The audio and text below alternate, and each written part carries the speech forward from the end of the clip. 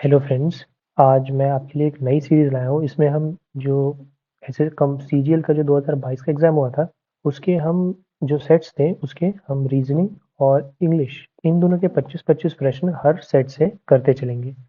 अब इसमें मैथ्स और जीके भी है, लेकिन मैथ मुझे भी बहुत बेहतरीन नहीं आता और जीएस तो जीएस ही है, वो कभी भी आप पढ़ें, कहीं से भी पढ़ सकते हैं। रीज़निंग और इंग्लिश मेरे ख्याल में लगता है मुझे कि अगर आप इस पूरे एसएससी सीजीएल का जो 2022 का पेपर है उसके सारे सेट लगा लेते हैं, तो आपका जो टियर 2 है और आगे फोर्थ एसएससी की जो बहुत सारी वैकेंसी आने वाली है, उनके लिए बहुत हेल्पफुल होगा। सेट 1 हम सॉल्व करने जा रहे हैं। सेट 1 का ये देख सकते हैं आप। पहला सेट हम मतलब 1/12/2022 का पेपर रहेगा और अभी फिलहाल ये जो हमारा पीडीएफ है उसमें पहले शिफ्ट का एग्जाम ना देके तीसरी शिफ्ट का एग्जाम दिया हुआ है। सबसे पहले तो हम पहले इसी को सॉल्व करेंगे और ऐसे करते करते इसमें जो टोटल 40-42 सेट है उस पूरे को हम सॉल्व करेंगे। तो चलिए आज हम पहले इंग्लिश के साथ शुरू करते हैं, इसके बाद मैं इसी पेपर का रीजनिंग का भी वीडियो 1-2 दिन में ले आऊँगा और ऐसे ही हम चलते चलेंगे जब तक कि ये सेट्स खत्म नहीं हो जाते। तो चलिए इंग्लिश के पहले प्रश्न के साथ शुरू करते हैं। तो यहाँ से इंग्लिश का सेक्शन शुरू होता है। पहला प्रश्न एंटोनिम पूछ रहा है किसका? फर्टाइल वर्ड का। तो देखिए फर्टाइल वर्ड कहाँ है यहाँ पे? The teacher asked wheat is grown in which kind of land? Rich, wet, barren and thickened. देखिए रिच मतलब जो मिनरल से रिच हो उसे हम रिच कहते हैं। वेट मतलब जहाँ पे बारिश हो रही हो उस तरह की मतलब जहाँ पे अक्सर बारिश होती रही हो उस तरह की सॉइल को हम या लैंड को हम वेटलैंड कहते हैं। बैरन जो होता है मतलब कि जो जिसमें कुछ उपज नहीं होती, जो फर्टाइल नहीं होती, उसे हम बैरन कहते हैं। तो यहाँ से हमें मिल जाएगा फर्टाइल का एंटोनिम बैरन, ऑप्शन नंबर 3। इसके साथ ही साथ यहाँ पे एक वर्ड और है फिकंड। इसका मतलब भी फर्टाइल ही होता है। तो अगर सिनोनिम पूछा जाता तो आप इस वर्ड को मार्क करते। तो हमारा ऑप्शन नंबर 3 करेक्ट था। क्वेश्चन सेकंड कह रहा है करेक्ट पैसिव वॉइस फॉर्म को कह रहा है ये। तो यहाँ पे लिखा है the manager explain the latest assignment to Lana. तो इसके लिए सबसे पहले आपको क्या होगा? The latest assignment was explained. Was के बाद अगर आप उसके बाद लगाएंगे was explained to Lana by the manager, यहाँ पे बाय आ जाएगा आगे में। तो इस तरह से ऑप्शन नंबर फर्स्ट हमारा करेक्ट हो जाएगा। हम सबसे पहले ऑब्जेक्ट लेते हैं द लेटेस्ट असाइनमेंट, उसके बाद वॉज एक्सप्लेन्ड, किसको एक्सप्लेन किया? टू लाना, और उसके बाद किसने किया? मैनेजर ने, तो bye the manager, option number first. इसके आप एक बार रूल देख लेंगे एक्टिव पैसिव के, तो ये बहुत ही सरल होते हैं। क्वेश्चन थर्ड सिनोनिम पूछ रहा है ट्रांजिएंट शब्द का। तो ट्रांजिएंट मतलब होता है शॉर्ट लिव्ड, यहाँ का है टेम्पररी। तो ऑप्शन नंबर सेकंड हमारा करेक्ट हो जाएगा, टेम्पररी। अब ट्रांसफॉर्म मतलब एक फॉर्म से दूसरे फॉर्म में बदल जाना होता है। ट्रांसमिट मतलब एक प्लेस से दूसरे प्लेस तक कुछ इन्फॉर्मेशन पहुंचाना, इन्फॉर्मेशन या किसी चीज को पहुंचाने को हम ट्रांसमिट कहते हैं। और ट्रैप मतलब जाल। ऑप्शन नंबर सेकंड हमारा करेक्ट था। क्वेश्चन फोर, अब ये करेक्ट डायरेक्ट फॉर्म कह रहा है। तो देखिए यहाँ पे लिखा है she asked me. She asked me की जगह हो जाएगा said to me, said to me. Why I had been, why you were, यहाँ पे आई हैड किसी की जगह पे वर यू आ जाएगा, और बीन स्मोकिंग दैट डे। अब देखिए दैट डे का हो जाता है क्या? टुडे। जैसे ही आप यहाँ पे टुडे दिखा तो आप ये लास्ट वाला ऑप्शन तो सीधे काट सकते हैं क्योंकि यहाँ पे दिस डे दिया हुआ है। वाई यू स्मोक टुडे, अब देखिए यहाँ पे बिन लगा हुआ है तो आपको हमेशा पास्ट का फॉर्म यूज करना पड़ेगा। इसी तरह यहाँ पे आर यू लिखा है तो ये भी पास्ट का फॉर्म नहीं है, इसलिए ये दोनों भी कट जाएंगे। तो ऑप्शन नंबर फर्स्ट ही आपका करेक्ट बैठेगा। क्वेश्चन नंबर फिफ्थ कह रहा है कि अंडरलाइन शब्द को आपको करेक्टली लिखना है। Superb and impressive. Navika is a superb child in a class. Superb मतलब कि जो बहुत ही बेहतरीन हो, ब्रिलियंट हो, ऑप्शन नंबर सेकंड। स्प्लेंडेड का मतलब भी कुछ कुछ ऐसा ही होता है, लेकिन वैसे तो इसके दोनों ही आंसर मुझे करेक्ट लग रहे हैं। लेकिन चलिए यहाँ पे ब्रिलियंट ज़्यादा बेहतर पड़ेगा क्योंकि हम स्टडीज़ के लिए अक्सर ब्रिलियंट शब्द का इस्तेमाल करते हैं। वेरएज़ स्प्लेंडेड मतलब होता है मैग्निफिसेंट या इम्प्रेसिव। डैज़लिंग जो शब्द है इसका मतलब होता है ब्राइट या शाइनिंग, जो बहुत ही ब्राइट हो कोई चीज़ या काफ़ी शाइन कर रही हो, उसे हम डैज़लिंग कहते हैं। ऑप्शन नंबर सेकंड हमारा इसका करेक्ट आंसर था।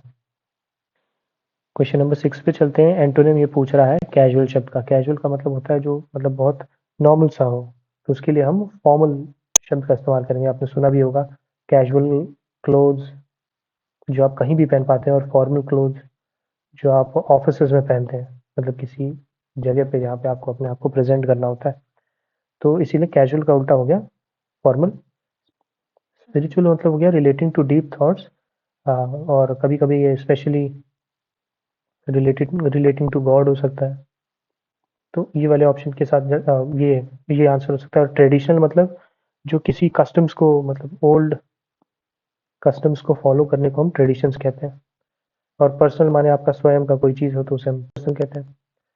ऑप्शन नंबर थर्ड हमारा इसका करेक्ट आंसर था, कैजुअल का उल्टा फॉर्मल। क्वेश्चन नंबर 4 कह रहा है कि ये जो वर्ड है रेगुलरली, इसको आपको एडवर्ब ऑफ टाइम से रिप्लेस करना है। तो एडवर्ब ऑफ टाइम में क्या क्या होता है? यस्टरडे, टुमारो, है ना, यस्टरडे, टुमारो, आफ्टर 2 days। ये सारे मतलब जब भी एक पर्टिकुलर टाइम की बात करते हैं तो हम उसे एडवर्ब ऑफ टाइम कहते हैं। अक्सर ये वर्ब के बाद में लगता है। तो वेंट के साथ मतलब went to Paris regularly, regularly की जगह हो जाएगा yesterday. Option number third adverb of time. Adverb के बारे में भी आपको क्लियरली पढ़ लेना चाहिए। एडवर्ब का अगर हिंदी में अगर मैं मतलब बताऊं तो ये होता है क्रिया विशेषण। क्वेश्चन नंबर 8 पे चलते हैं। यहाँ पे भी फिर से पूछ लिया। एंटोनिम एक वर्ड है जिसका नाम है, जिसको कि कहते हैं कंसीट। कंसीट मतलब होता है too much pride for one self. तो इसका उल्टा क्या हो जाएगा? मतलब एंटोनिम इसका हो जाएगा मॉडेस्ट। मॉडेस्ट मतलब जिसके अंदर कुछ घमंड नहीं होता, अपने ऊपर कोई प्राउड नहीं होता। कंसीलमेंट मतलब होता है किसी चीज को छुपाना, उसी का एंटोनिम है रिवील, मतलब छुपी हुई चीज को बताना। और हिडन माने छुपा हुआ। ऑप्शन नंबर थर्ड हमारा करेक्ट था। क्वेश्चन 9 वन वर्ड सब्सटीट्यूशन के बारे में कह रहा है। The feeling of showing extreme tiredness, तो उसको हम कहते हैं वियरी। वियरी मतलब आप जब बहुत थक जाए तो उसे आप वियरी कहा जाता है। वाइटलाइज्ड मतलब फुल ऑफ एनर्जी। जैसे अक्सर लोग कॉफी पी के वाइटलाइज हो जाते हैं, एकदम से उनमें एनर्जी सी आ जाती है। कुछ लोग मीठा खाने के बाद वाइटलाइज हो जाते हैं। नर्वस मतलब कोई जो एंशियस है या घबराया हुआ है, उसके लिए हम नर्वस शब्द का इस्तेमाल करते हैं। और ड्राउजी मतलब कोई अगर हाफ स्लीप में है तो उसे हम ड्राउजी कहेंगे, हाफ स्लीप में या not completely awake. Option number third हमारा करेक्ट है। क्वेश्चन 10 आपको अरेंज करना है, तो देख सकते हैं we are naturally social creatures. Human beings एक नेचुरली सोशल क्रीचर्स है। तो देख सकते हैं आप यहाँ से, फिर आगे आगे पढ़े। A bit of solitude as everyone from Thoreau to Frost have written about is one of our most powerful tools for disconnecting and recharging. This does not mean you need to lock yourself away in a room at the end of the day. However, all that time with people takes its toll. तो अगर हमने एक बार आप इसे रफली पढ़ेंगे तो आपको समझ में आएगा कि शुरुआत पी से ही होनी चाहिए। शुरुआत जब पी से होगी तो उसके बाद we are naturally social animals. However all that time with people takes its toll. मतलब हम तो वैसे तो हम सोशल एनिमल है, लेकिन अब हमेशा अगर हम लोगों के साथ रहें तो वो हमेशा बेनिफिशियल नहीं होता। तो पी के बाद क्यू आ गया, एस आ गया। इसके बाद अगर आप क्यू पढ़ें तो a bit of solitude as everyone from Thoreau to Frost have written about is one of the our most powerful tools for disconnecting and recharging. मतलब अगर आप कुछ समय के लिए अलग रहें, जैसा कि थरू और फ्रॉस्ट नाम के जो पुराने राइटर्स हुए हैं उन्होंने लिखा है, तो वो हमें रिचार्ज करने में, लोगों से डिस्कनेक्ट करके खुद को रिचार्ज करने में मदद करता है। तो क्वेश्चन क्यू पार्ट सही हो जाएगा। इसके बाद this does not mean you need to lock yourself away in a room at the end of the day. इसका ये भी मतलब नहीं कि आप अपने आप को एक कमरे में बंद करके बैठ जाएं। ये नहीं, लोगों से डिस्कनेक्ट करना मतलब नेचर में जाना, खुद से बात करना, खुद के साथ समय बिताना। तो ऑप्शन नंबर फोर्थ हमारा इसका करेक्ट ऑप्शन हो जाएगा। क्वेश्चन नंबर 11 फिर से रीअरेंजमेंट आ गया। माइकल होल्डिंग हु, अब देखिए हु लिखा है तो हु के साथ अगर आप सब पढ़ेंगे तो समझ में आएगा। हु 20 years हैज, ये गलत लग रहा है। कमेंट्री पैनल फॉर, ये भी गलत लग रहा है। Was a member of the sky sports, ये सही लग रहा है। ये was the member of sky sports. फिर अगर आप देखें क्यू वाले में, commentary panel for more than 20 years had finally drawn curtains on his tent behind the microphone। तो ये वाला ऑप्शन सही बता रहा है। आर, फिर क्यू, फिर पी, फिर एस। और अगर आप यहाँ पे देखें, दो चीज आपको और सीखने लायक है। यहाँ पे ड्रॉ कर्टन्स, ड्रॉ कर्टन्स मतलब होता है टू एंड। जैसे अगर आपने कभी वो तमाशे और वो देखा होगा पर्दे पे, जैसे ही जब तक मूवी चलती है तब तक तो चलती है, और जैसे ही पर्दे लग जाते हैं, कर्टन्स आ जाते हैं, तो उसके बाद वो शो खत्म हो जाता है। इसीलिए ड्रॉ कर्टन्स का मतलब होता है टू एंड, और स्टिंट मतलब होता है a fixed time of doing some work. तो देखिए इसी के साथ साथ आपने दो वर्ड और सीख लिए। पहला ऑप्शन नंबर फर्स्ट हमारा इसका करेक्ट था। इजी था वैसे ये। क्वेश्चन नंबर 12 कह रहा है आपको पैसिव वॉइस बनाना है इस सेंटेंस का, Robin roll the marble through a small plastic pipe. तो हम कह सकते हैं the marble was rolled through a small plastic pipe by Robin. Option number third में आपको ये मिलेगा। क्वेश्चन नंबर 13 में इडियम का मतलब पूछ रहा है बैग एंड बैगेजेस का मतलब क्या होता है। तो आपके मतलब बोरिया बिस्तर कुल मिला के कहें तो मतलब with all one's possession. Option number fourth. Question number 14 कह रहा है fill in the blanks it is very difficult for her to dash. तो देखिए सीक्रेट को कीप किया जाता है, ऑप्शन नंबर फर्स्ट हमारा सही होगा। टच तो करते नहीं सीक्रेट को, मेक भी नहीं करते सीक्रेट को, और क्राई भी नहीं करते सीक्रेट को, इसीलिए ऑप्शन नंबर फर्स्ट हमारा करेक्ट है। क्वेश्चन 15 इनकरेक्टली स्पेल्ड वर्ड कह रहा है, तो अगर आप ये वाला शब्द देखें ट्रैफिक में TRAFFICKING होता है, यहाँ पे एक आई गायब कर दिया, जबकि ये बहुत ही सिंपल सा मिस्टेक है। ट्रैफिकिंग मतलब होता है टू स्मगल। इसी तरह स्लॉटर मतलब होता है to kill animals for food, या to kill a lot of people at a time. Cropping मतलब तो आपको पता है जो फसल काटते हैं वो, और बात साथ ही साथ आपने कभी कभी इमेजेस में भी क्रॉप किया होगा, तो उसे भी मतलब कुछ सेट नंबर ऑफ एरिया रखने के लिए ही हम उसे क्रॉप कहते हैं। कुछ एरिया को हटा के बस जो आपको चाहिए वो वाला एरिया रखना, या फसल की कटाई। और टायरानिकल मतलब होता है ऑप्रेसिव गवर्नमेंट रूल, जैसे कि हिटलर का रूल को हम टायरानिकल या रूल कह सकते हैं, या उसे हम टायरेंट कह सकते हैं। ऑप्शन नंबर थर्ड हमारा इसका करेक्ट था। देखिए ये अंडरलाइन ईडीएम को चेंज करने को कह रहा है इन कोल्ड ब्लड मतलब होता है डेलिबरेटली, मतलब कि जानबूझकर, intentionally and without emotion. Option number second हमारा करेक्ट है। क्वेश्चन 17 करेक्ट स्पेलिंग पूछ रहा है। ये जो ग्लीमिंग शब्द है, ग्लीमिंग की स्पेलिंग होती है GLEAMING, और इसका मतलब होता है ग्लीमिंग का शाइनिंग, शाइनिंग या एंड ब्राइट। तो अगर हम सेंटेंस पढ़े David was put off, put off मतलब पुट ऑफ मतलब वैसे तो पोस्टपोन होता है, लेकिन यहाँ पे है ना लूज एंथुजियाज्म या लूज इंटरेस्ट, ऐसा कुछ सेंस आ रहा है। David was put off by the gleaming eyes in the dark. Gleaming मतलब जो चमकदार आंख थी अंधेरे में, उससे वो डर सा गया, या उसने मतलब वो अपना होप खो दिया, मतलब जो भी वेंचर के लिए हो गया था उससे डरने लगा। ऑप्शन नंबर थर्ड हमारा करेक्ट है। क्वेश्चन 18 कह रहा है fill in the blanks the planets are dash around the sun. तो प्लैनेट्स सन के आसपास क्या करती हैं, रिवॉल्व करती हैं। ये है हमारा सन और ये है प्लैनेट, तो ये ऐसे ऐसे रिवॉल्व करता चलेगा यहाँ यहाँ यहाँ। रिवॉल्व और रोटेट में हर बार लोग कंफ्यूज होते हैं। तो रोटेट जो होता है वो अपने एक्सेस पे, जो जैसे अर्थ ऐसे चक्कर मारता रहता है, इसको हम रोटेटिंग कहते हैं, लेकिन ये जो लंबी सी चक्कर मारता है इसको हम रिवॉल्विंग कहते हैं। इसीलिए आपने रिवॉल्वर देखा होगा, उसमें गोलियां ऐसे ऐसे मतलब अर्थ की तरह घूमती हुई टारगेट पे आके लगती हैं। ऑप्शन नंबर फर्स्ट हमारा करेक्ट है। अब इसमें ये स्पॉट द एरर कह रहा है the child was gazing longingly at the toy. तो जो चाइल्ड था वो गेजिंग लॉन्गली मतलब टू लुक और think about something with desire to acquire. इसका ये मतलब है टू लुक एट और think about something with desire to acquire, मतलब वो मिल जाए कोई चीज, इस नजर से देखने को हम गेजिंग लॉन्गली कहते हैं। तो जो बच्चा था द चाइल्ड वॉज, ये सही लग रहा है। गेजिंग लॉन्गली मतलब ऐसे देख रहा था कि उसे वो चीज चाहिए क्या, एट द टॉय। तो ये ग्रामेटिकली सही है सेंटेंस, ऑप्शन नंबर थर्ड सही है। और गेजिंग लॉन्गली मतलब होता है कि किसी चीज को पाने के दृश्य से देखना, मतलब पाने के नजर से देखना। Question 20. Fill in the blanks. If you are one who's planning to lose weight, remember to keep your snacking moderate. तो देखिए अगर आप अपना वजन कम करना चाहते हैं तो आपको ये चीज़ याद रखनी चाहिए कि आप जो स्नैक्स खा रहे हैं वो बहुत ज़्यादा ना हो मात्रा में। तो इसीलिए ऑप्शन नंबर फोर्थ हमारा करेक्ट है। आउट गोइंग नहीं होगा इसमें।